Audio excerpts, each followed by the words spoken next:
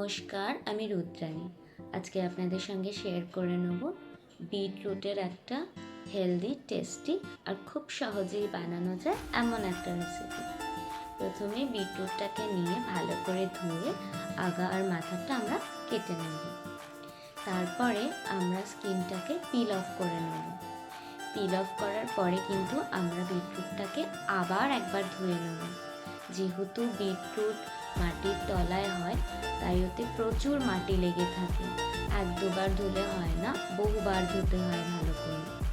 তারপরে বড় দানার গ্রেটারের সাহায্যে আমরা কিন্তু ওটাকে গ্রেট করে নেব। এখানে আমাদের লক্ষ্য রাখতে হবে একদম মিন্স গ্রেটিং যেন না হয়, তাহলে কিন্তু রেসিপিটা হওয়ার সময় বিটরুটটা পুরো গলে যাবে। ইনগ্রেডিয়েন্টসের মধ্যে আর নিয়ে নেব আমরা একটা মিডিয়াম সাইজের পেঁয়াজ আর একটা কাঁচা লঙ্কা। কাঁচা লঙ্কাটা এখানে বলে রাখি, আপনারা যে যেরকম ঝাল খান সেরকম অনুযায়ী নিতে পারেন।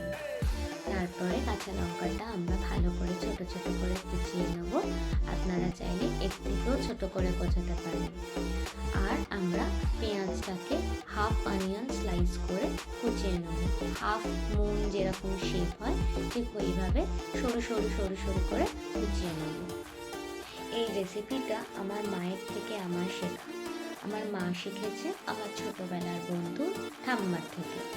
আসলে ছোটোবেলায় এই মাটির গন্ধটা আমার বিটরুটে খুব নাকে লাগতো, তাই সেরকম কোনো বয়েল সবজি বা কোনো অন্যান্য স্যালাডে আমি বিটরুট খেতে পারতাম না।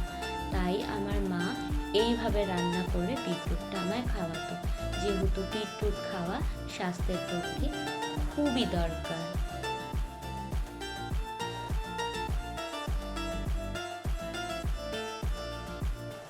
ইনগ্রিডিয়েন্টসগুলোকে আমরা প্রথমে একটা জায়গায় সাজিয়ে নেব, যাতে রান্নাটা করার সময় আমাদেরকে এদিক ওদিক না করতে হয়। একটা কড়াইতে বা আপনারা সসপ্যানও নিতে পারেন, তাতে আমরা বেশি নয় 3 টেবিল স্পুন মতন সর্ষের তেল নিয়ে নেব। এটা কিন্তু সর্ষের তেল ছাড়া অন্য কোনো তেলে মানে সাদা তেল বা বাটার বা ঘিতে হয় না। ঘি দিয়ে হলেও হতে পারে, কিন্তু আমি কোনোদিনও ট্রাই করিনি। তার মধ্যে আমরা প্রথমেই কাঁচা লঙ্কাটা দিয়ে দেবো, যাতে কাঁচা লঙ্কার ফ্লেভারটা খুব সুন্দরভাবে তেলের সাথে মিশে রেসিপিটা একটা আলাদাই ফ্রেগরেন্স অ্যাড করে। কাঁচা লঙ্কাটা একটু ভাজা হয়ে গেলে আমরা পেঁয়াজটাকে দিয়ে দেবো। আমাদের এখানে দেখতে হবে পেঁয়াজটাকে দেওয়ার পরে ওটা ভাজা ভাজা হয়ে এলে তাতে আমরা নুন, হলুদ, চিনি দিয়ে ভালো করে মিশিয়ে নিয়ে তারপরে আমরা বিটরুটটাকে দিয়ে দেবো। বিটরুটটা দেওয়ার পরে ঢাকনা দিয়ে কিছুক্ষণ নাড়িয়ে আমরা কিন্তু সার্ভ করে নেব গরম গরম ভাতের সঙ্গে। এখানে হলুদ দেওয়ার কারণটা হচ্ছে হলুদের একটা মেডিসিনাল গুণ আছে, সেই গুণটাই যাতে আমরা আমাদের শরীরে নিতে পারি তাই।